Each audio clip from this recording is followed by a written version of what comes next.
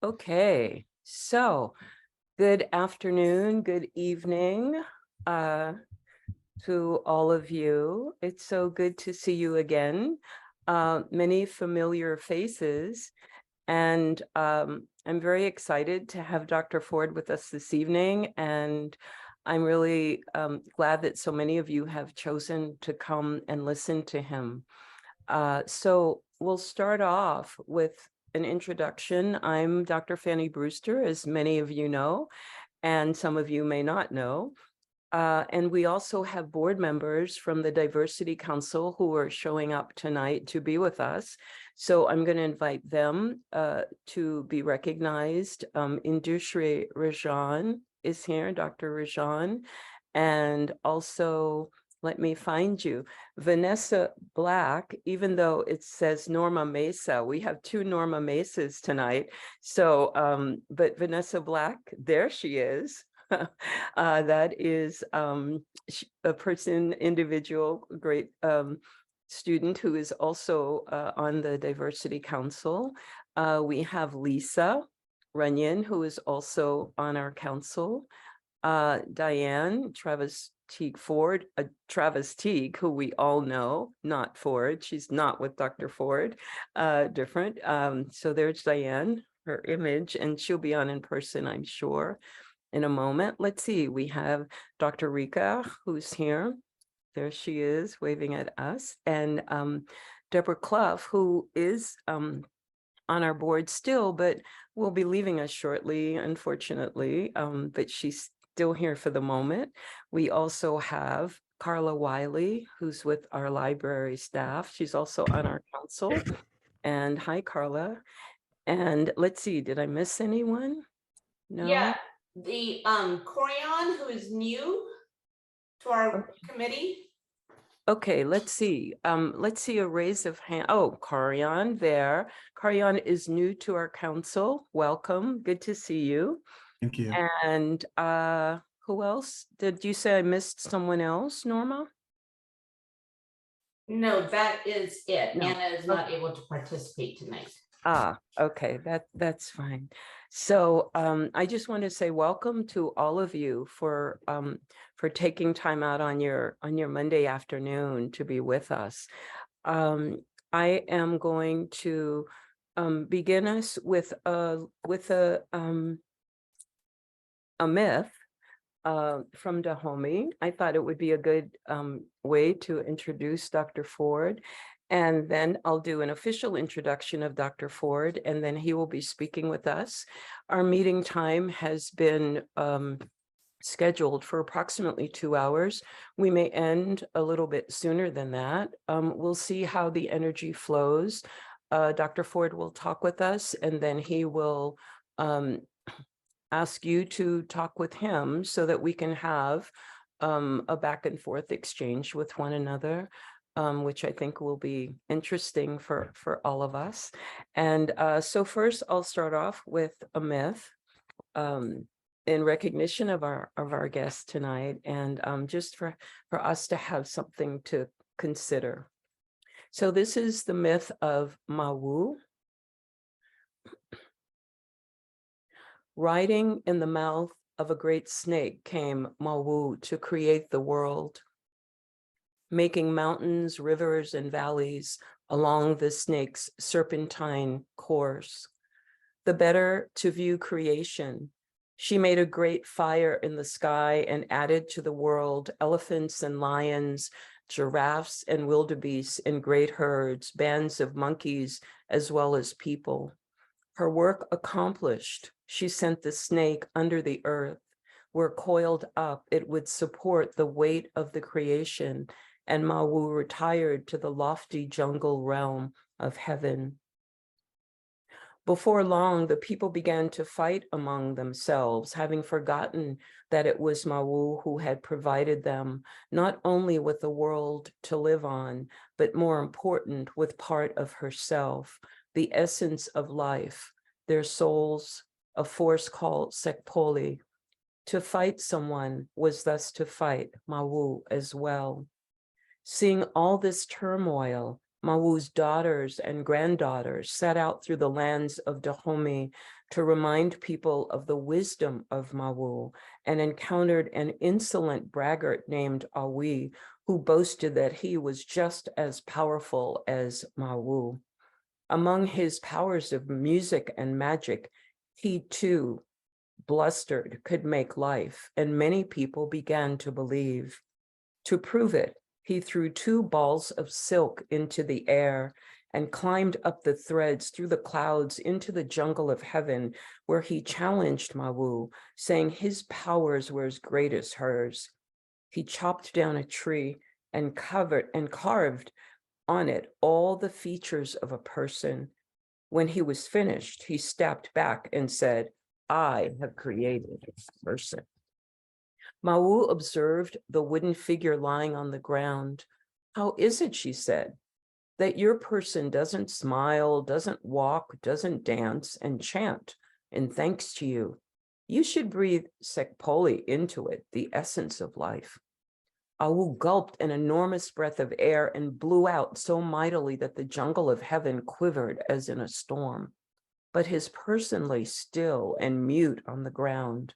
Again, Awi gulped air and blew it out so strongly that the person on the ground moved in the wind's path. But again, it lay still and lifeless.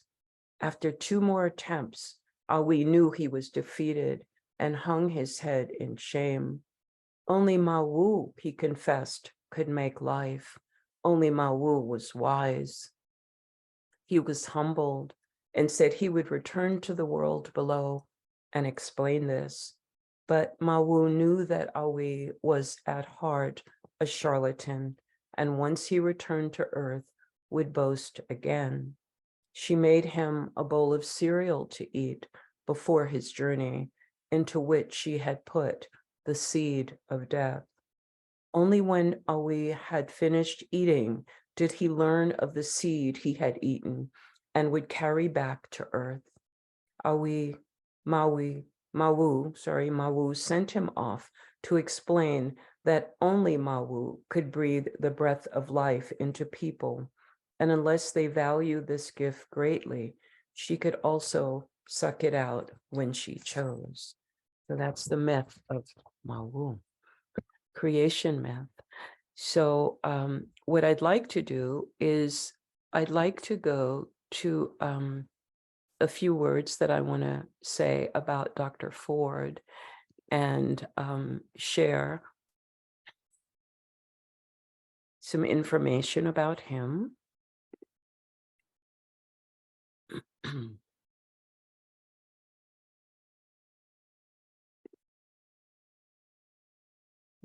Hold on, let me locate it. Okay. Dr. Clyde Ford was born in New York City. He's the author of 13 books of fiction and nonfiction. He's also a psychotherapist, an accomplished mythologist, and a sought-after public speaker. In 2000, Ford received the Zora Neale Hurston Richard Wright Award in African American Fiction. In 2019, he was named a finalist for the Hurston Wright Award in African American Nonfiction. In 2021, Dr. Ford received the prestigious Washington Center for the Book Award for Think Black, his memoir about his father, the first Black software engineer in America. Dr. Ford also won the Nautilus Book Award in Social Justice and was named a finalist for the Goddard Rousseau Prize in Social Justice for Think Black. He was honored as a literary lion by the Kings County Library System in 2006, 2007, 2008, and 2019. He was voted Best Writer of Bellingham, Washington in 2006 and 2007 by readers of the Cascada Weekly, and he received the 2007 Bellingham, Washington Mayor's Arts Award in Literature. Dr. Ford is currently a speaker for Humanities Washington, an affiliate of the NEA, where he presents a program entitled technology, race, and social justice around the state. He is also the director of the Martin Luther King Jr. Publishing Project at HarperCollins. Dr. Ford has participated in hundreds of media interviews and has appeared on the Oprah Winfrey Show, New Dimensions Radio, and National Public Radio. He lives in Bellingham, Washington, where he enjoyed walking in the mountains and cruising the waters of the Pacific Northwest. So I would like you all to welcome and greet Dr. Ford this evening, our honored guest coming to us through our council. So welcome, Dr. Ford. There we go. I think you can hear me now. Fanny, thank you so much for that lovely myth. And gosh, I listened to the introduction and I wasn't sure who you were talking about, but I think it was me. It's you. I also want to start just a moment. I live on a Native American reservation 120 miles north of Seattle. And I just want to acknowledge that I am coming to you really from the grace and honor of the Lummi Nation, who were the protectors and the first indigenous people of this land for many centuries. Thanks to the Lummis, I give thanks for being here, the opportunity to be on this reservation, and for all the work that they do in terms of the conservation and protection of nature. It's a blessing to have the opportunity to speak with you from Lummi territory. I also want to acknowledge Fanny and thank the Diversity Council for inviting me to be a presenter today to you. I can't think of a more important thing that you can be doing in terms of Pacifica and the work that you do there in terms of making sure that the initiatives of your council are something that are front and center and really important. For me, someone who's been a student and a lover of mythology for so long, it's great to speak to folks gathered in the name of Pacifica. It is in many ways like preaching to the choir, because I know all of you share this love and interest in mythology. There are several things that I thought we could accomplish together this evening. One of the things that I would like to do is just to share with you my thoughts and feelings and maybe even insights about mythology, and in particular, mythology and racism. I also thought it would be really appropriate just to say a little bit more about African mythology specifically, and why I really believe that African mythology is important to be included in any teachings of mythology, not just because in order to teach mythology, you have to teach mythology from all of the various traditions around the world. I believe you do, but I think African mythology, particularly in this day and age, has some really important insights for us to apprehend, to recover, and even to use. And I'll say more about that as we go on. It's pretty hard to study mythology or to teach mythology and not recognize that the way we teach and study and read and talk about mythology is very much centered around a Eurocentric view of mythology. And I would even go as far as to say a very patriarchal view of mythology as well, too. One of the things I appreciated about the Dahomey myth of Mawu, and for all of you listening, you might know that there are so many different wonderful myths of Mawu that come from Dahomean culture. I'm really glad that Fanny selected this particular one, because it just does give a sense of the breadth and the scope of what this mythology is all about. Many of you who are students of mythology will recognize immediately some of the symbols that are there, the snake really being that animal that symbolizes this connection between mortality and immortality. Snake sheds its skin every so often to regrow a new skin, as human beings shed their life, their body, in order to participate in that cycle of life and death. And, we could go on and just analyzing that myth. And so I just want to appreciate you, Fanny, for reading that to us. I think it's a great myth to start with. I also feel, though, when we look at mythology, particularly when we look at one of probably the greatest recent text recently in mythology, The Hero with a Thousand Faces by Joseph Campbell, how does that book start? And I literally mean, how does it start? The very first words of that book are this: whether we listen with aloof amusement to the mumbo jumbo of some red-eyed witch doctor from the Congo. The first time I read those words, and this is quite a long time ago, I have to say that I shut the book. And I shut the book because I said to myself, if Campbell is so wonderful, how can the first words of his most famous book so derisively paint African mythology, such that as a student of mythology, we should approach it with aloof amusement? And when we consider the seriousness of it in contrast with all of the other mythologies that Campbell then talks about, it's nothing more than mumbo jumbo. Well, excuse me, it took me a number of years before I would reopen The Hero with a Thousand Faces again. And I reopened it from a very different point of view. The point of view that I reopened it from was, okay, Campbell didn't say much about African mythology, and what he did say about African mythology was very derisive and derogatory and dismissive. Great.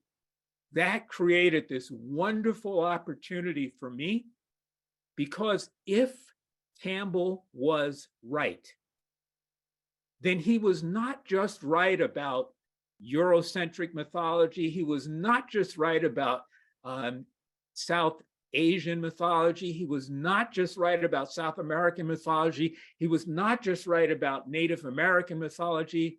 He had to also be right about African mythology, even if he didn't say anything about it. In other words, if the principles of mythology are true, they don't stop at the edge of a continent of some 6,000 different languages, untold numbers of family groups, and almost 200 different countries. In other words, African mythology holds weight in its own right with regard to all of the other great mythologies of the world. And really, that was one of the starting points, and I'll say more about what my starting points were in writing the book, The Hero with an African Face. But I just want to point out, and I think it's really important, because this is unfortunately where our schools, where our colleges and universities, even some of the books on mythologies start. They start with this assumption that, oh, African mythology might be really interesting folk tales about how did, the leopard got its spots, but African mythology is not to be considered in the same realm as some of the great mythologies, like, the Greek and Roman mythologies, the Hindu pantheon. And yet, as I got further into writing this book, and as I hope to share with you as we go on this evening, nothing could be further from the truth. Just a little preview of what I'm going to say. Campbell said that essentially the wisdom teachings from the Congo should be listened to with aloof amusement. Well, it turns out that the most elegant, insightful, elevated mythological wisdom on the entire African continent comes from, guess where? The Congo. And that was, to me, when I finally realized that, a couple of things happened. First, I said, wow, Joe, you really got this wrong. And the second thing I realized is that it wasn't just that Campbell was a person of his times, it was to some degree intentional. And I say that because in doing the research for my book, my fingers ran down the exact same lines of books that Campbell's fingers ran down. And I often said to myself, damn, Joe, if you had simply included this next paragraph, you could not have said all that you didn't say about Africa. And when you did talk about it, you spoke about it as aloof amusement. The Congo wisdom, and I'll say more about how we know this to be true, is wonderful and replete. And what I find also very interesting is that the basis of the Congo wisdom is really the basis of the mythic traditions that survived the Middle Passage, survived the enslavement of African Americans, and to some small degree are still with us today. And I certainly believe that it is the kind of wisdom that we can all benefit from. So I think it's important for us to come to terms with the idea and our understanding that too often the way we present mythology is Eurocentric. And because of that, it really comes from a racist point of view in the sense that it excludes the deeper wisdom that exists, particularly on the African continent and other places as well, too. I mean, it's really sad, for example, to see instances where a university or a college or, even a high school will teach mythology and exclude African mythology, or start teaching African mythology and then simply decide that it's not a course that's worthwhile. Nothing could be further from the truth. I hope that you will come away from this presentation understanding the importance of African mythology. Now, I also want to say a couple of other things about mythology before I delve in a little bit more into my experience in writing this book and why I think it's so important, and even more so why I think African mythology is so important. I gotta say one thing though, Fanny, and this is really good before I go on. For everybody that can see Fanny, I love the chair that you're sitting in. And as I'm talking, I'm actually getting distracted because the chair you're sitting in actually is in the shape of Shango. And so the double axe, the labrys, the double-headed axe is the symbol of Shango. It's also the symbol in ancient times of the goddess. And so this is a great, sorry for the distraction, but it's a mythological distraction. So you'll forgive me if I say that. I was in Cuba a couple of months ago teaching mythology at the International Films and Television School there just outside of Havana. And I had the opportunity, again, probably why I'm thinking of Shango, of going to the one little section in Havana where there's an entire block, which is nothing but painted mythic symbols. I mean, this is really wonderful. If you ever go to Havana, it's the Callejon. I forget the other name for it, but it's just a block of symbols of Shango and other mythic symbols that are there. And I know I was walking with one of the administrators of the school, and she said to me, gosh, I've been down this street a lot, but I never got this type of understanding of what was there. So it was great. I just really loved it. And that symbol reminds me of it. But also when I was teaching in Havana, they asked me to come down and teach for their screenwriters and film directors and editors and producers if I would teach a workshop called The Hero's Journey. And I did go down there, and the first thing I said in teaching that workshop on the hero's journey is, I hope you'll never invite me back again to teach the hero's journey, because I have to say, as much as I love mythology, I hate the idea of the hero's journey. And the reason I don't like the idea of the hero's journey goes something like this. The minute you have the hero's journey, you, by force of nature, leave out half of the population. Because the question is obviously, well, what about the heroine's journey? And then the minute you bring in the heroine's journey and you have the hero's journey and the heroine's journey, I think you rightly have the opportunity for our LGBTQ brothers and sisters to say, well, wait a minute, what about my journey? And the minute you bring that journey in, now you've got the hero's journey, the heroine's journey, the LGBTQ journey. You've got writers who say, well, wait a minute, how about the writer's journey in relationship to the hero's journey?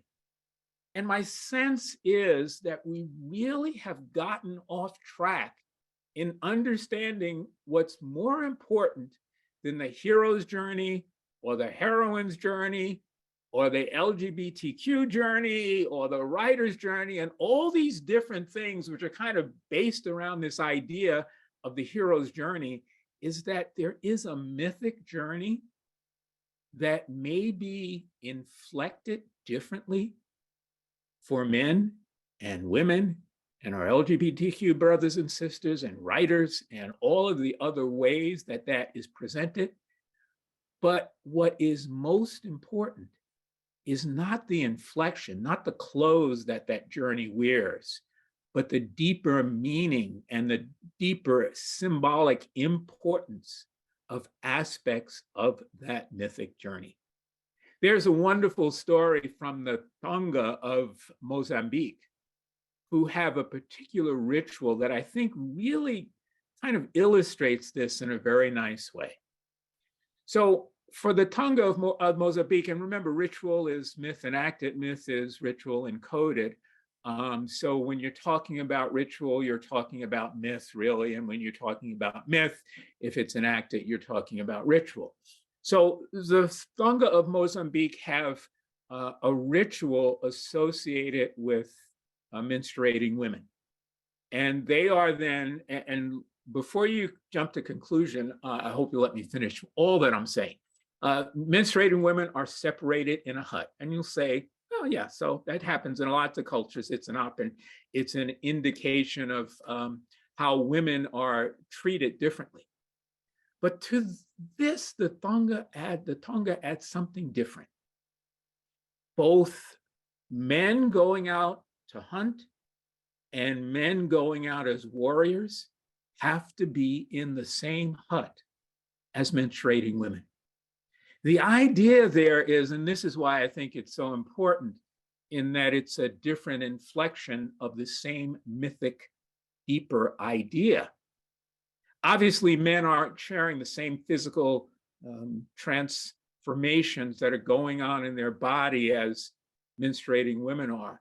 But the Tonga recognize that both are coming to the nexus of life and death. And because of that, they are to be treated the same.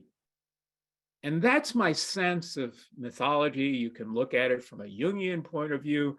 All of us have animus and anima within us. It's a question of what it is we are reflecting or working on or dealing with the most. Every time I have read, for example, a book or an article or a paper on the heroine's journey, I've often remarked to myself, well, wait a minute. I know lots of men for whom, both historically and in present day, these very same issues are important. And every time I've presented the idea of a mythic journey, and there are women in the audience or in my class, women will say, you know what, I get that. There are times where, I got to bring out my warrior. There are times when I need to really understand the obstacles facing me, and I've got to do battle with them. And so I just want to say that one of the things that came through to me really clearly in my study and understanding of African mythology is it ain't about the hero's journey, it's about the mythic journey, and that mythic journey can be inflected in lots of different ways. And I think all of us who are interested in mythology, love mythology, need to understand that it's not a gendered journey that we are talking about. We are talking about a universal journey that's inflected in different ways given our genders and our orientations, but that's not the journey. That's simply the inflection of the journey. So I'm saying this also because this might be something that we want to dive into a little bit further as well too. And I think, again, the teaching of mythology has somewhat gotten off track here, in part because of Campbell and others who have simply studied and presented the masculine aspects of this mythic journey And that's not right. We need to understand the journey in all of its different forms. Now, there are a couple of reasons that I also believe that African mythology is so important for us to understand. One of the reasons I already spoke to, and I think many people recognize, and that is if we're going to talk about mythology, world mythologies, we can't be as limited in sight as Campbell was in not recognizing the contributions of African mythology to the world's great mythologies. But there's something else that I think is often missed when we contemplate African mythology.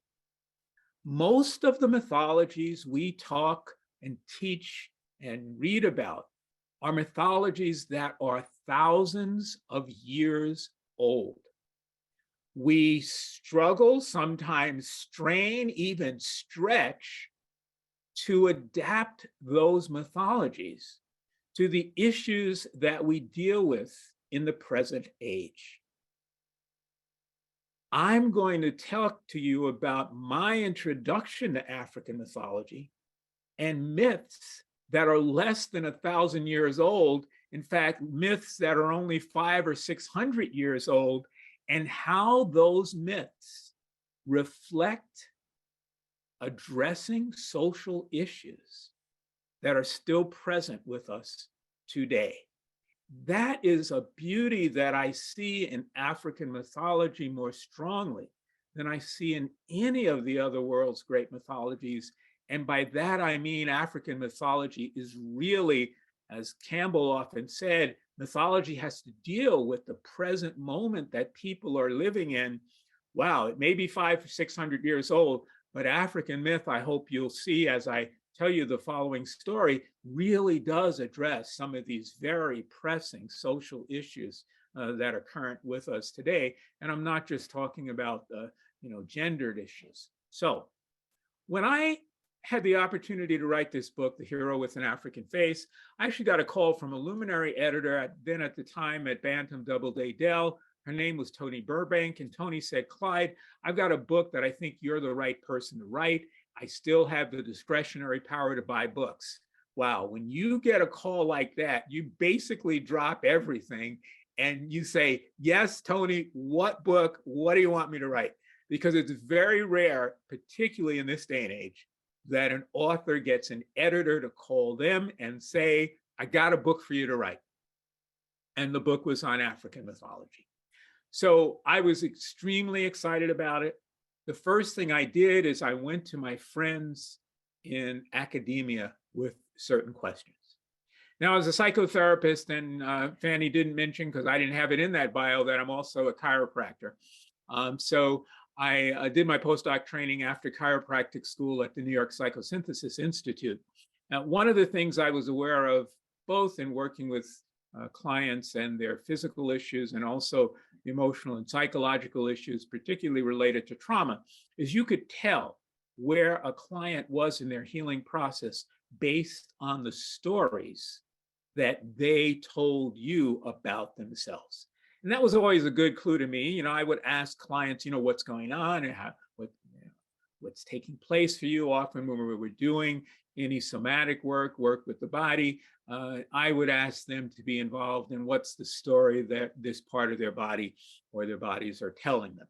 So for me, story and healing, very deeply connected.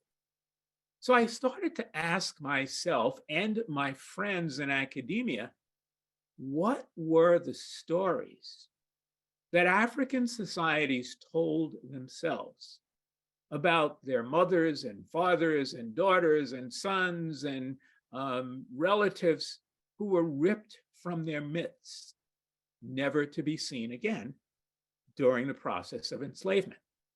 Because it seemed to me that if we were going to understand how people heal from really intense trauma, that here was a firsthand look at how a society healed and addressed this very issue. Again, I asked people who I thought were in the know, how did African societies heal from the trauma of slavery?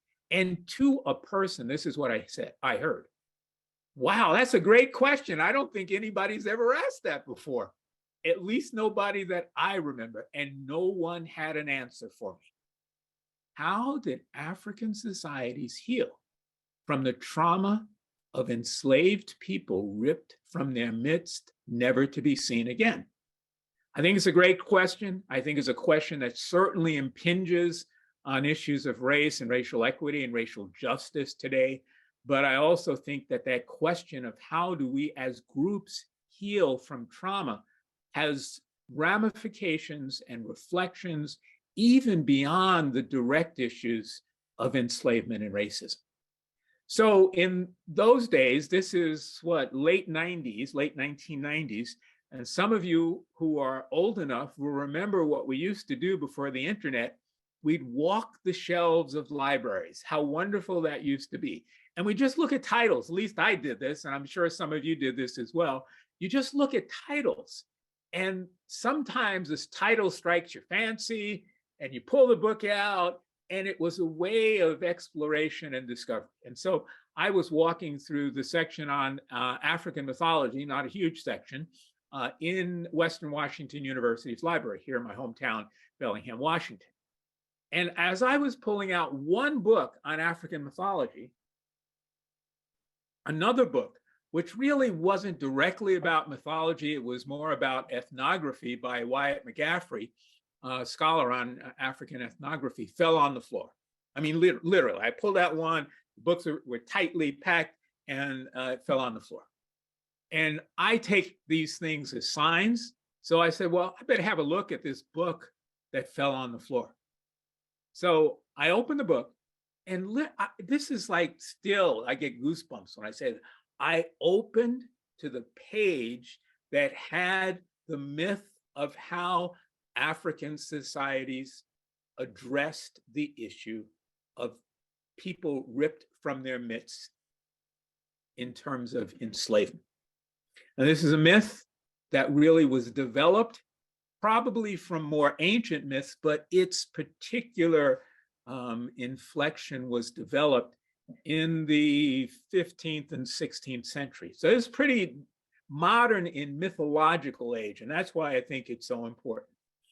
And, you know, I wish Joe was alive to hear this, because the myth came from, guess where? The Congo people, the Bakongo in particular. And here's what the myth said, and I'm giving you a little bit of a short form of the myth, but basically, the myth from the Bakongo, or the people ripped from them, and by the way, there's a reason why it's even right that that this myth should come from the Bakongo, is because the Bakongo people are where really European enslavement started. I mean, the Bakongo people really carve out an area in present-day Congo and Angola, and that was where the Portuguese first entered in the 15th century and began to extract both mineral wealth and people wealth from that area. So this is, everything lines up with this myth. And here's what it said. The men and women and children who were stolen from our society, again, this is what it says. I almost can't believe it when I say this again, were taken from us, not of their own choosing, but they were thrust on a journey beyond, the Bakongo call it the Kalunga line, that's the horizon. It's also the separation between the conscious and unconscious realms, the light world and the dark world, the land of the living and the land of the dead. And so the Bakongo said that these unwanting people were thrust into the land of the dead as heroes and heroines. And once there, they would be faced with, and they thought where they were going was this big island. They would be sent to this big island, and they would be faced with many centuries of various tests and trials. Ultimately, they would succeed, and in succeeding, would then be able to return to us with this newfound wisdom in hand. Well, I had to pick myself up off the floor. I mean, I was in tears really reading this, because this was the first time that I had really come to understand or hear the history that is part of my experience as an African American portrayed in any way other than victimization. And not only was this not victimization, this was elevating it to the level of being heroes and heroines on a mythic quest. I mean, all of that story, all of that myth, it's got the elements of a standard mythic quest. You start in a world, you get on a journey, you start in a world you get on a journey, you may not even want to go on the journey, you're thrust on that journey, you go to a realm that you're not familiar with, the realm below or beyond Kalunga, the world of the dead. Once you get there, you have fabulous trials and tribulations you have to go through, and ultimately you're going to win this knowledge that you can then return with. I mean, let's face it, that is the mythic cycle in lots of different cultures and lots of different ways. But this, for me, was the first time that I had heard it applied to an issue like enslavement. And I realized immediately that, at least for me personally, this was an incredible moment of healing, because I now had a way to look at, consider, contemplate this history that I so both adored and abhorred, not as a history of victimization, but one as great empowerment and a heroic journey. Now, what's important for that, beyond just my own personal circumstance, I think, is that here is mythology used as a vehicle of social healing. Think of what it would mean. And I know there are folks like some of your graduates, I'm thinking of Kwame Scruggs in particular, who have taken this idea of a heroic sense of African American history and helped young men and women who may not have this view of themselves in this way apprehend that history in this way and realize that no, they're not necessarily victims. They can reframe that to view themselves as heroes and heroines.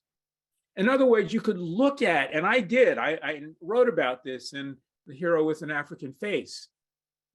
Much like the Native Americans talk about the long body, and the long body for some Native American traditions is not the physical body, it is the body of their people spread over time. That's the long body. So much like the long body of Native Americans, the long body of the history of African Americans could either be viewed as a history of victimization, or now here's this new sense of being able to view it as a history of heroes and heroines and empowerment. That changed my view of me, myself, my history in a fundamental way that has stuck with me in the last 25, 30 years since that time. And I know, as I started to say earlier, that similar things have happened with young people who have been exposed to this. And what I want to point out is, here's this beautiful use of mythology as a vehicle of social healing. Think of what it means. And I know that this is true because I've worked with many sexual abuse survivors, for example. If now what we are doing is helping them turn the stories of their victimization into stories of their empowerment. Think of what this means if we're, talking to our young LGBTQ, trans youth and helping them turn their stories of victimization into stories of empowerment. That's the sense of what these African societies did. And that is the sense of what I think we can learn about mythology's power. Not just personally, some of us know that, but also socially as well too. Mythology is a vehicle of both personal and social transformation. And I don't know of a better story of how it's been used than how it was used here with African mythology. After coming to terms with that, wow, my sense of myself was different. I don't know how to describe it other than to say that I wasn't the same person after that night in the library, because I had different eyes about me, about my history, and that was so critical and so important. And that, again, just to reiterate, is why I think African mythology offers us this view of the power of mythic wisdom, not just in terms of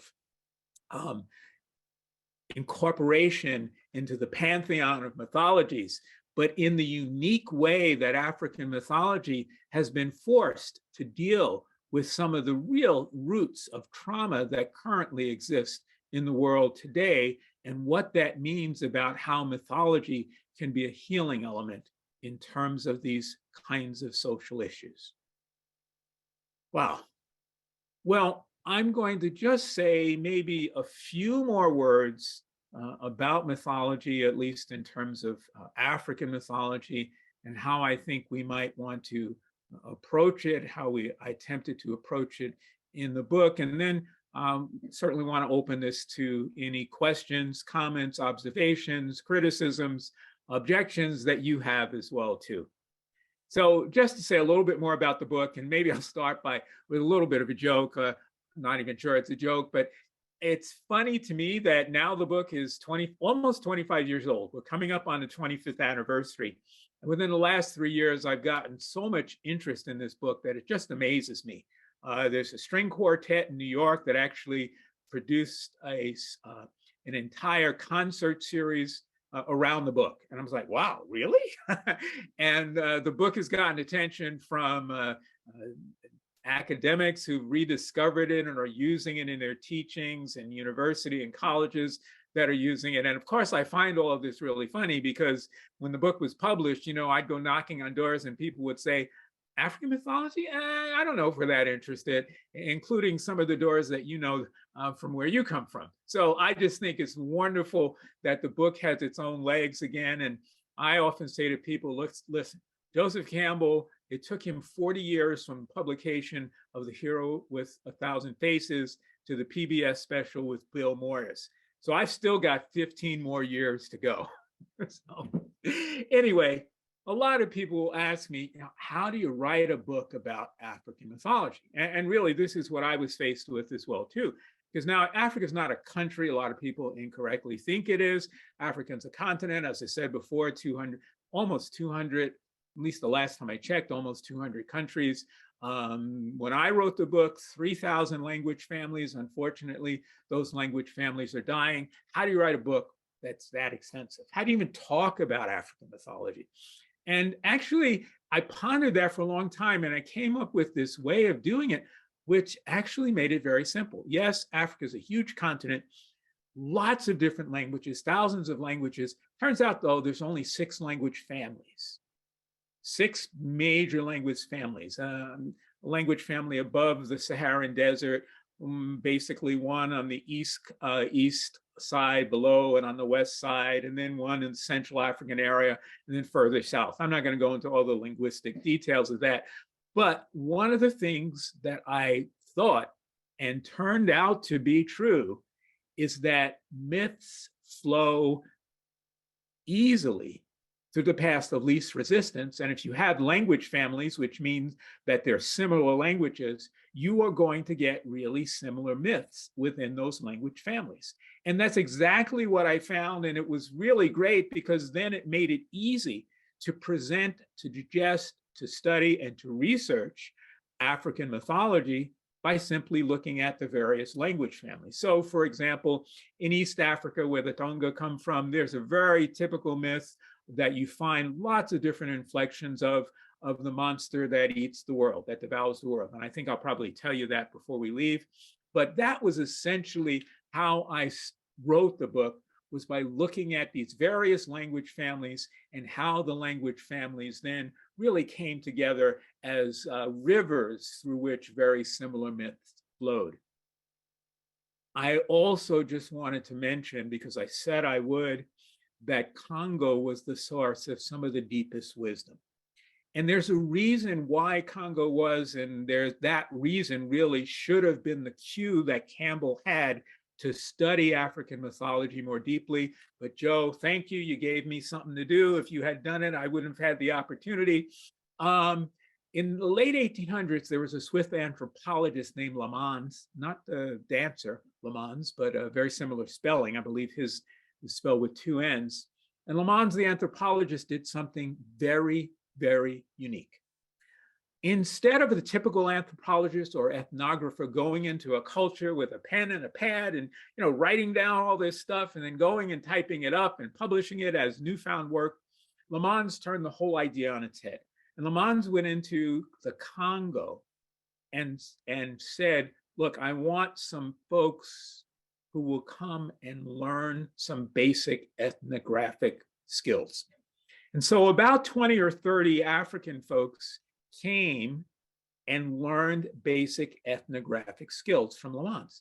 And then Lamans said, okay, go out into Congo culture, and I want you to interact with people and record what it is you discover about the ethnography, about the mythology, about the cosmology. Wow, this was late 1800s. And by the way, way before Campbell started work on this, this research was available. He should have known about it. It is extensive. Most of it is in French.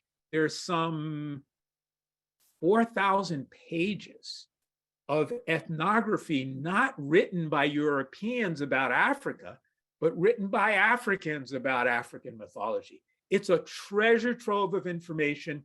It has not been fully translated. I know I'm saying this at a graduate school. Somebody wants a really great PhD thesis, also speaks French. There is a really good project there.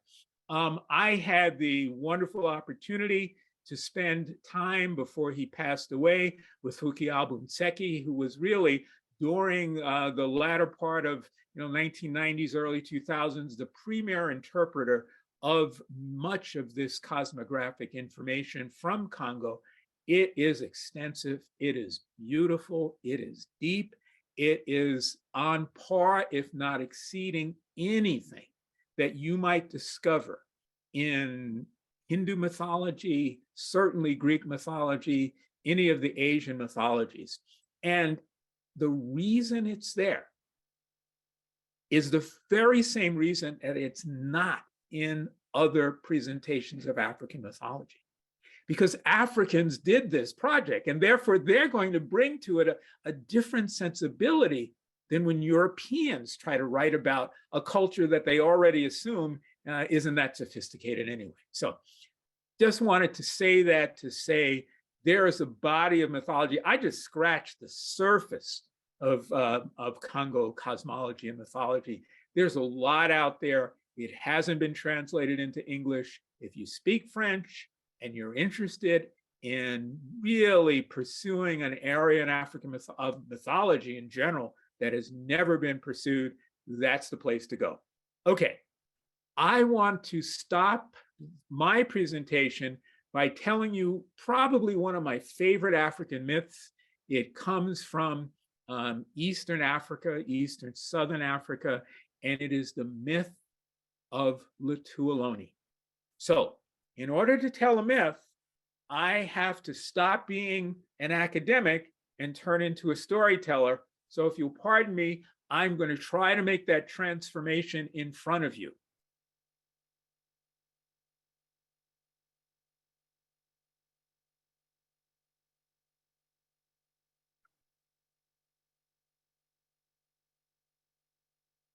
Many years ago, there was a formless, shapeless, huge monster named Kamapa who devoured the world. He devoured all trees and plants and people until the entire earth was barren, except for one old woman who hid in the back of a cave. One night, without ever having been with a man, she gave birth to a boy child. And as this child exited her womb, this child brought with it a sword. And by this symbol, the old woman knew she should call this child Litualoni. Within a day, Litualoni had grown to a normal-sized man. And he looked around and said, "Mother, where are all the other people?" "Oh, my dear," she said, "they have been swallowed by the monster Kamapa." "Well," said Litualoni, "that I shall go in quest of this monster and slay him with my bare hands." Of course, any caring mother would say, "Oh, please, son, please, please don't go. I'm afraid that you too will be eaten by Kamapa." But go in quest of Kamapa, Litualoni did. And he marched up and down hills and valleys until he came to a field. And at one end of the field was this huge, formless, shapeless monster, Kamapa. And at the other end was this small man, Litualoni. Litualoni looked up at the monster and said, "I am not afraid of you." "Well," said Kamapa, "you should be." And forming an arm out of his shapeless body, Kamapa swooped down, scooped up Litualoni, and swallowed him whole. But even inside the belly of the beast, Litualoni would not be vanquished. He pulled out that sacred special sword he was born with and cut his way out of the belly of Kamapa, and with him exited the people and the plants and all of life and the animals that had been there before. Oh, everybody was so happy, so overjoyed that they named Kamapa and they named Litualoni and welcomed him as their savior and king. Now, for many years, Litualoni reigned as a just and wise leader. But at a certain point, a group of men got together and said, "Well, who is this guy that cut his way out of a monster? And I heard this rumor, this conspiracy theory that he wasn't born from a woman who had ever had sex. That's a little weird, don't you think?" And they started talking amongst themselves and started to say, maybe we should have one of our own as king and not this weird guy. So they plotted, the coup plotters, they plotted amongst themselves. And the first thing they thought about doing was digging a ditch and putting sharpened sticks at the bottom of this hole and covering it with the thin thatchings of palm leaves. And then standing on one side and asking Litualoni to come over and talk with them. And that's what they did. And as Litualoni walked, he stepped right on the palm leaves that didn't bend. And he walked right over to the men. Oh, God, they were upset.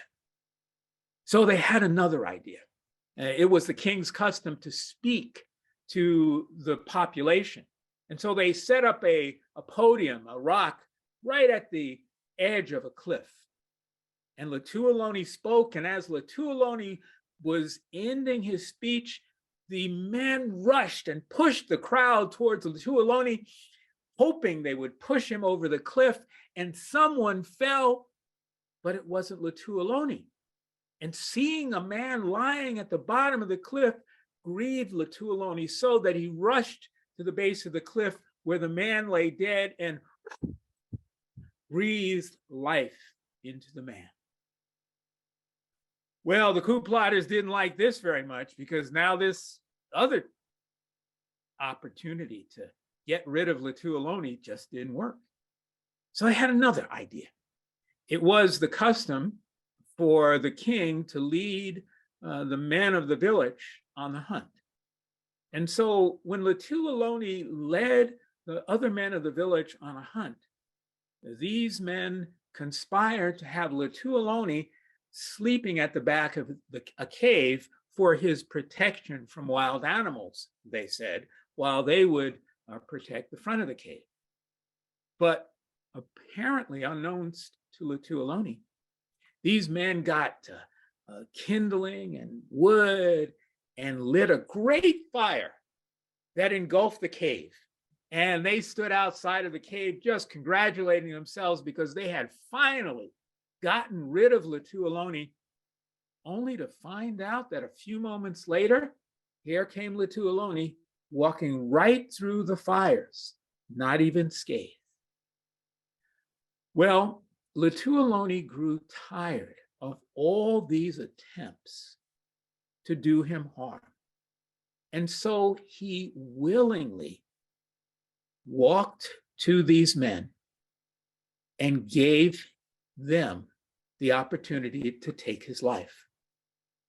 Some people say that when Latualoni died, his life left his body in his heart, which flies in the sky like a bird. And whenever we see this bird flying, we can remember this great man, Latualoni, a just and wise ruler who released humanity from the belly of Kamapa. That's the story that the old people want us to remember about Latualoni. Thank you. And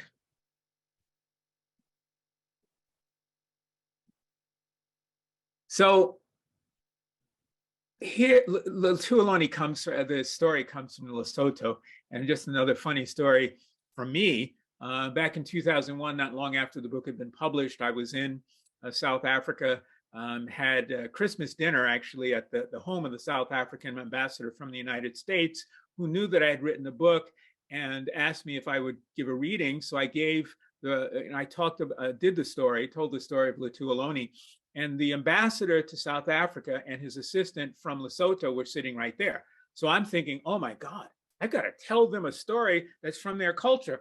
I am so scared, like, they're not going to like this very much. So I told the story, and the ambassador from Lesotho came up to me later and said, that was a really beautiful story. I'd never heard it before. So I felt very, very comfortable after that. I like this story because it is a story about real issues. Let me ask each of you, what's the monster that's developing your humanity? Is it a personal issue, a relationship issue, something socially, something environmentally that seems to be really devouring your humanity? And I could also ask you, what's the sacred sword that you need to wield in order to vanquish or cut your way out from that monster, from that belly of the beast? I often will ask clients, if you had to look at the hilt of the sword, what word would be written on it? Courage, faith, devotion? I don't know what your word will be, compassion, but I bet you can find it. So the myth is used, as all myths are used, as an opportunity to contemplate your own personal transformation and what needs to change in order for you to meet the monsters in your life and to best them. And I love the idea that this myth is anchored at the end in a bird. So now anytime you see the bird fly, you're going to remember the myth, which then is going to bring you back to the inward transformation that is related to that story for you. So let me stop here, but not stop our interaction, because we'll be open to questions, and say thank you very much for the opportunity to share these brief remarks introductorily, some thoughts and ideas about mythology, about African mythology, and in particular, this story about Latualoni and Kamapa.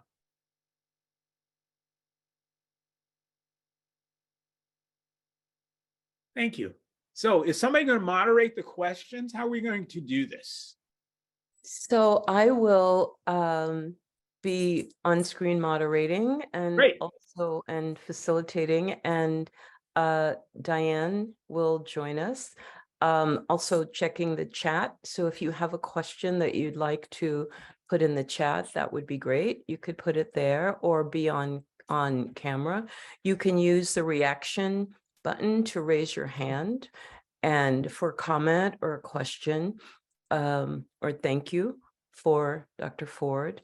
So who would like to begin us off with a question or a comment for Dr. Floyd? Okay, Emily, I see you're there. Yeah. Yes. Hi, Dr. Ford. I'm Emily. Hi, Emily. Hi, I'm the co-chair of the Mythological Studies Department at Pacifica, and I'm Great. it's such an honor to be in your presence and to hear your journey and as well as initiating us into this journey of gosh, it's all that name. Now I'm blanking. Is it Lutuoloni? Lutuoloni, yes. Lutuoloni. And there's just so much that I found so deeply resonant, especially with my own conflicts with Campbell. And I think that your idea of inflection, the inflections that are available to everyone and on the mythic journey, and the symbolism of the journey being the more important. You know, we can all have that experience of feeling devoured or of feeling like there's people who are conspiring, or how do we engage with those people, and it's just so powerful to just pause over those moments as they resonate with us, rather than feel like we need to kind of what do you call it, like structure, like fall into this kind of structure or narrative mold that a sort of system like the monomyth would impose. But I just wanted to appreciate this opportunity to hear from you and to be introduced to your work, and that I find it very transformative for myself as an educator and a mythologist and a lifelong lover of stories. Thank you. Appreciate that. Yeah, appreciate it. Thanks. Juliet? I couldn't help but think of the Western myth of, of the story of Jesus and the Arthurian myths. And then I started thinking about Ethiopia and the Christian center there, and whether that emerged in some way also from this myth and combined into the Christian ideology that is specifically unique to Ethiopia. And you know what I'm talking about? Yes, I do. Birth of, I'm just curious. I kept thinking of these images. Yeah, and I think that's, and if you're talking about the last story that I told, I think that there's something very powerful there. My sense in, being a scholar of mythology is that the movement of mythology followed the movement of people out of Africa, and that was up and through Ethiopia. So, I'm not the only one to say this, and I was kind of buoyed by the fact that even Campbell recorded and reported on the ancient Christian fathers saying, yeah, all of this stuff was in Africa and Egypt before. We just kind of, I'm paraphrasing here, we stole it and turned it for our own, which is what happened. So yeah, anything that took place in Egypt, I don't say anything, a lot of what took place in Egypt mythologically had antecedents in sub-Saharan Africa, because that's how trade flowed, that's how people flowed. And that is the route of mythology. Mythology is the currency of story that people tell each other. So the trade routes that people have are the routes by which stories are going to flow through. So I think you're absolutely right. It's a great thought to begin with. And now the way you follow through with that is to do a research project or assign students a research project that looks at those transformations. Look, when I was researching The Hero with an African Face, not only did that idea that you presented come through, but I was at, I believe it was the University of British Columbia's antique book, rare book collection. And I got a book on, I was looking through a book on the mythologies of southeastern Africa. And I came across this figure who I would love have often thought, God, I wish I had time to go back to that, called Sunni Goab, who in every aspect was reminiscent of the Hindu god Shiva, to the point that it was eerie. Even the trident and the crossbow and the many arms, all of this stuff. And I just came across one sentence in which the writer of this book, this is 1825, said there was a possibility that this myth followed the crescent of the coast around and eventually inspired even some of the teachings of the Vedas. So I think, again, it wouldn't be surprising because myth flows with migration, and people migrated out of Africa. That's just the way it goes. Yeah. Yeah, I got the chills when you said that. It's such a treat to have you here. Thank you so much. No, that's a pleasure. Thank you too. Bye. Thank you. Dr. Rajan. Hello, Dr. Ford. First, let me just say it's such a pleasure to have you here speaking to us and teaching us today. And I'm just really struck. I'm struck by so many things that you shared, but in particular, your humility and the ease with which you deal with that big fracture, that insult, that you speak about the hero's journey, about Joseph Campbell addressing Africans in that way. And we're in such a cultural divide.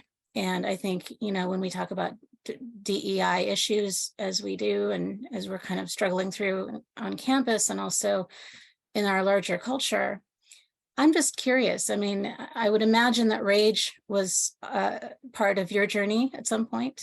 I would imagine. I mean, I think that when we deal with those kinds of inequities and those kinds of insults, I think anger and outrage are justified. But you seem to embody this transition, and rather than staying in that space, it doesn't sound to me, I don't know you, but it doesn't sound to me like you have stayed in that space of anger.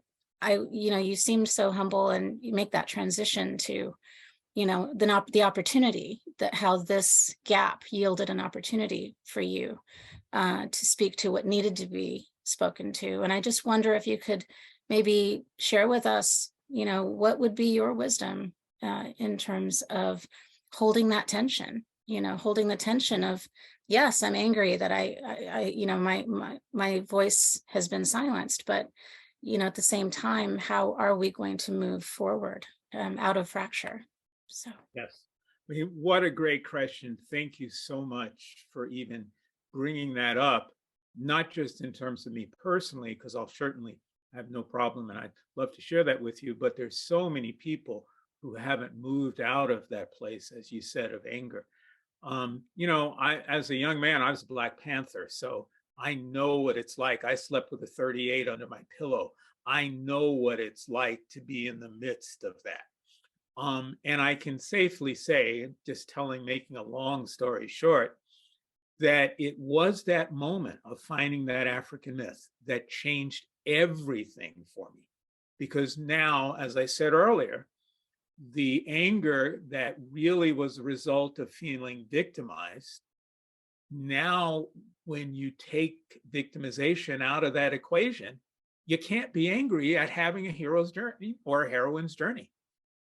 Anger isn't the response to being thrust on a journey, maybe not of your own choosing. All of the myths and mythologies and depth psychologies tell us that openness, inclusivity, compassion for yourself and others, that's the way you find whatever that gold is at the end of that journey. And really, honestly, it was that moment that caused me to make that shift and realize, well, you got to let go of something here. And what you have to let go of is that victimization is the way that you're going to move forward. Never has helped anybody. As a psychotherapist, I knew it didn't help my clients, but I just at first didn't see it for myself until I came across that myth. So I have a question that I'd like to ask about how you see us in our collective, in our present day collective and how mythology could help us with issues that come up. You know, I read the myth of Mawu and looking at the feminine, you know, looking at the feminine and the masculine, right? And you talk about the mythic journey. What is the vision that you hold or your feeling about how we can become in our American psyche because of racism and racial issues? And of course we experience these things in the minor place, right? Like on a small campus, or you know, in the grocery store, in the individual experience. But as you think about your vision, because I think of this, you have this mythic mind, right? That could be expansive and wide and broad and can go into this imaginal place. Like just if you could talk about that a bit. Like, I mean, you live in a part of the country that to me feels kind of small. It's not like New York City, right, where you were born. Radically different, right? Not like Brooklyn, where I grew up for most of my life. But so it's like, how do you see us being, you know, in 20 years, 25 years, 50, 100 years? Like, what are you holding in your imaginal self that could be there for us way as an Yeah. American collective? Yeah, what a great question. In part, if you're asking, you know, you are asking that personally. For me, it's always been, you know, let me say it this way.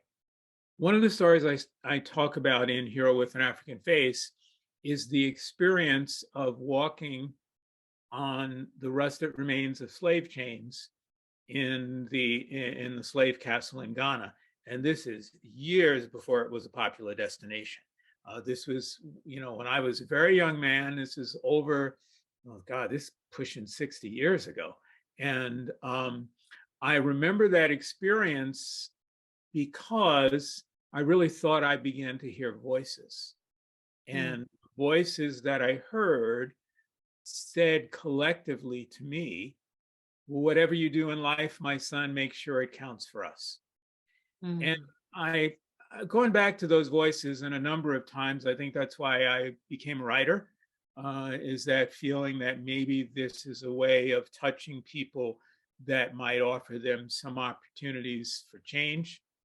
I know it's the kind of work that I've done, like the work we're doing at HarperCollins, where we have access to an incredible treasure trove of information on Martin King's life, and what we're trying to do to publish that in a way that now makes it relevant to today, that presents him really as this very inconvenient American hero, because he was there to tell certain kinds of truths that a lot of people still are not ready to hear. And so for me, it's been, what can I personally do that might make a difference, however small? Even if it's only in the life and understanding and insight of one person, then, you know, I feel, well, maybe I've heeded those voices. I will say this, the other thing, interesting thing about that, Fanny, is I was in Munich about, maybe 20 years ago, and I thought, you know, I really need to go to Dachau. And I had never been to any prison camps. And I decided I wanted to walk from the train station instead of just taking the bus, because I just wanted, you know, in a mythic journey, part of it is the approach and the opportunity to transform yourself before you actually step across the threshold. And the funny thing, it's not funny. The poignant moment was the minute I stepped across the threshold into that prison camp, I heard voices again, and they were saying the same thing. And so I think it is, whether you want to describe them as the ancestral voices, whether you want to describe them as listening to your own authentic self, I think the best we can do is living a life that is true to the dictates of our own conscience rather than to demands of the society around us. And that then means that we are living our own heroic mythic journey through our lives. Jung used to ask his clients, what is the myth you're living? I like that, but I would add to it when I was in practice and ask my clients, what is the myth you're living and where are you in that mythic cycle? So I think it does really behoove us to know where we are in that, because the mythic cycle is a transformational cycle. Where are we in that transformational cycle?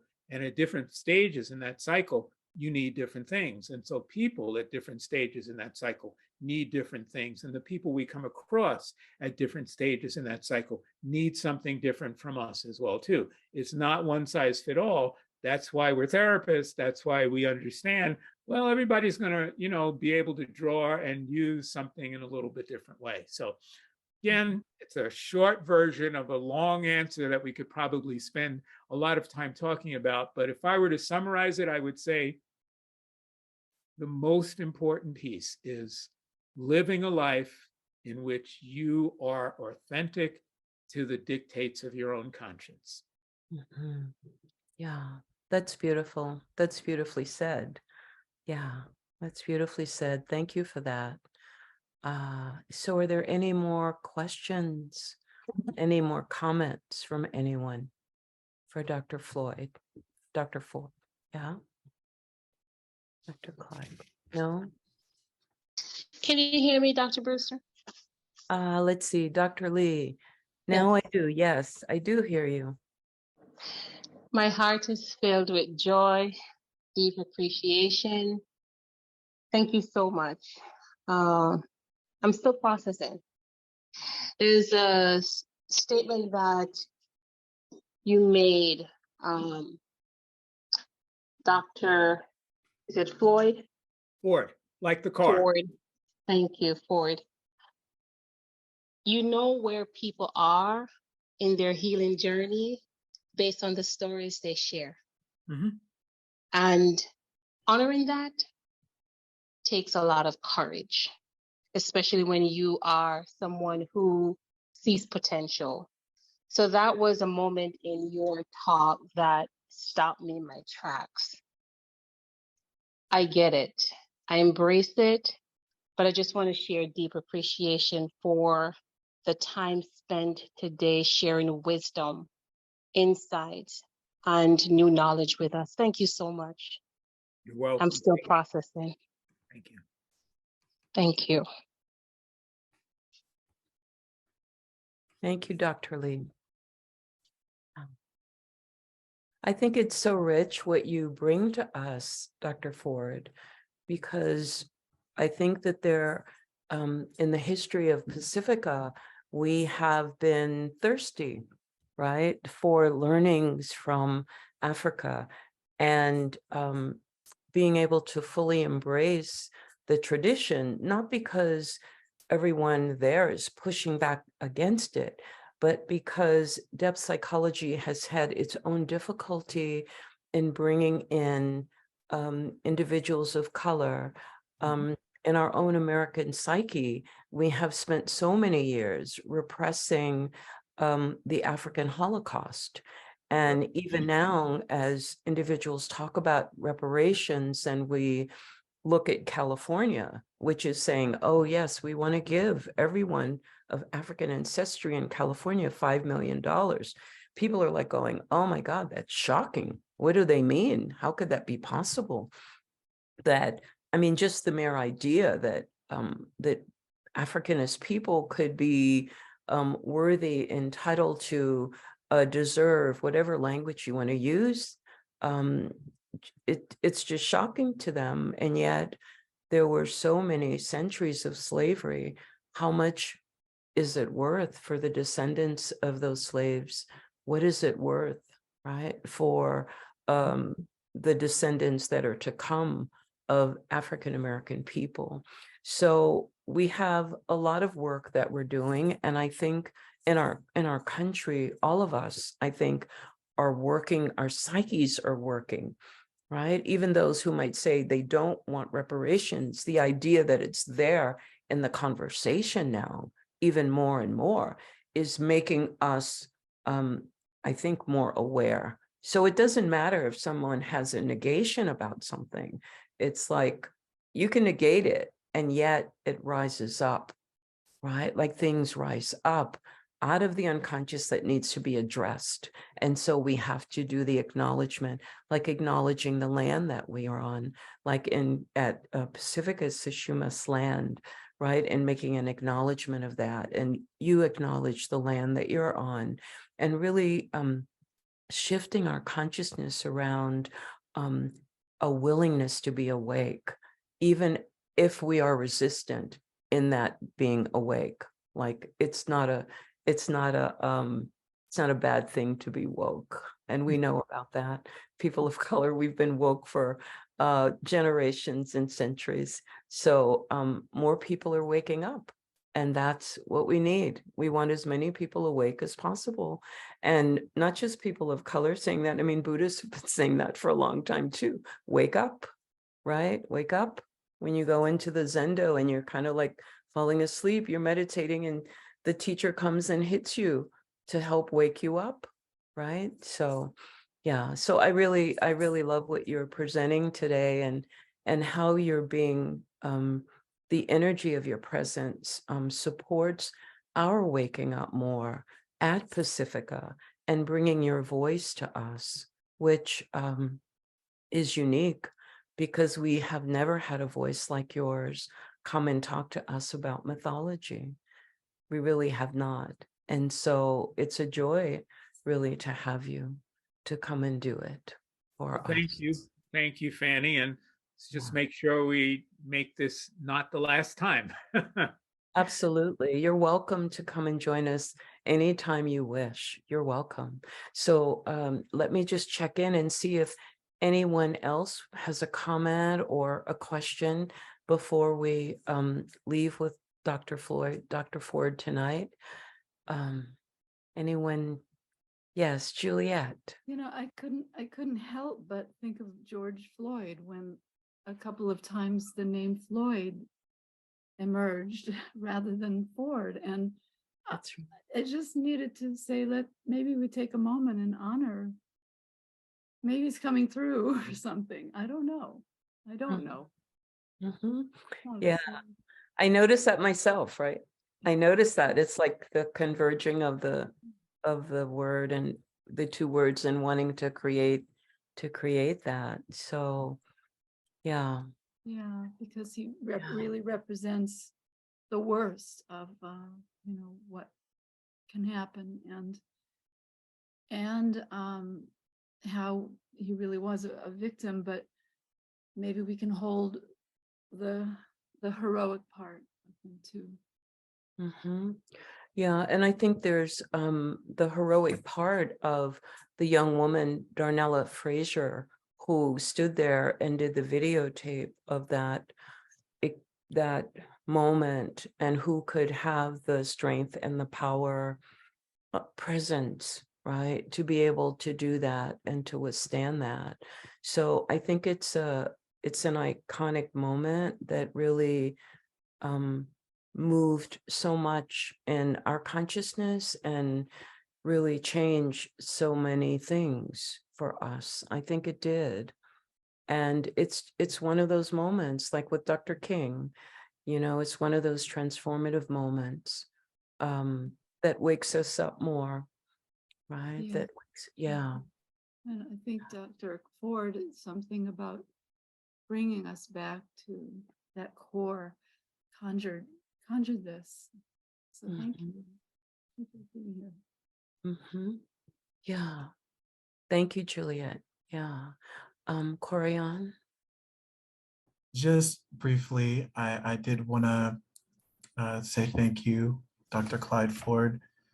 Your stories have, in my opinion, brought us together closer as a human family.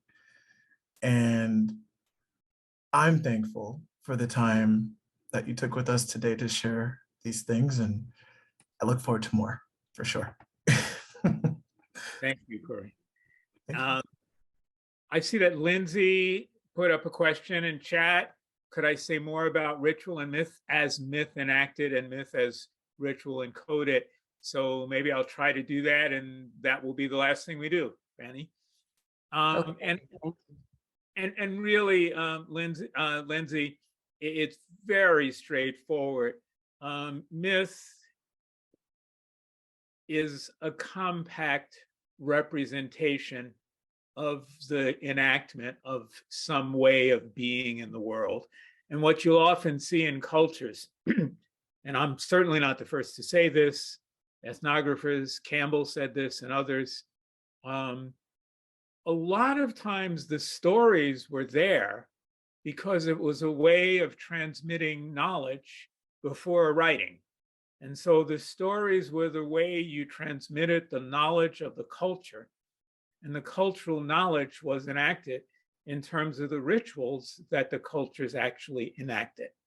And so you can often get insights into the meaning of myth by looking at the culture and the rituals enacted by that culture.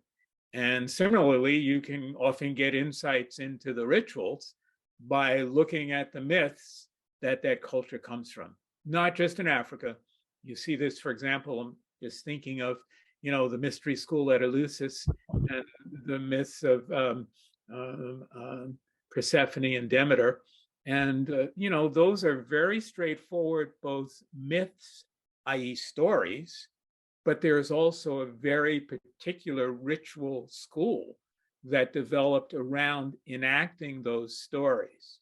And that's a really clear example in European mythology and Greco-Roman mythology of that relationship, but that you see that over and over and over again where, and another good example of this is in South Africa, the San people.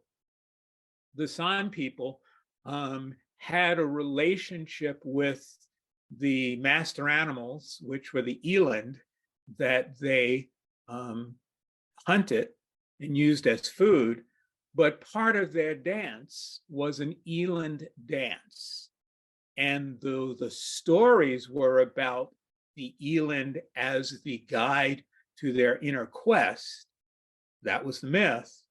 The actual physical dance, what they did around a campfire, and we have great recordings of this, was the dance of that story. So the ritual then is simply being an enactment of the myth, and the myth is a way of compressing that, what the eland does and how the eland helps you as a guide and what you as a hunter are supposed to do. It's very beautiful.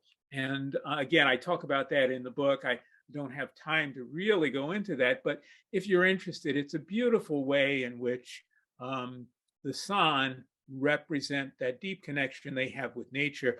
You see that everywhere. Up here in the Pacific Northwest, it's the indigenous culture in salmon. And so that's you can't separate out the folks, indigenous people, from the way in which they engage with their natural environment, both in terms of story, but in terms of ritual as well, too. So every year here on the res, there is a Salmon Fest, which is a welcoming back of the salmon, which is really just that old mythic process of welcoming back life in order to be sacrificed for life, in order to be welcomed back to be sacrificed again. It's that cycle of life that you see. So that's how really ritual and myth are so interconnected. And if you can't get a purchase on one, you can use the other to help you find a way into the deeper meaning of the other. Thank you. And with that, again, I'll say thank you, Fanny. Thank you, Pacifica. Thank you for the good work that I know you're doing. And Thank you, Dr. Ford. Yes. Yeah, thank you for coming and for being our guest tonight. We deeply appreciate you and your words of wisdom. And I feel joy also, and lots of care for us here. So I'd like to also give you my heart. And thank you for Shango and your appreciation of Shango. I had not seen that in this chair before. So I thank you for that. Good. Good. All right, take good care. And thank you everyone who has come tonight to be with us. and to enjoy the blessing of having Dr. Ford, Dr. Clyde with us. So take good care, everyone, and we'll see you maybe summer symposium.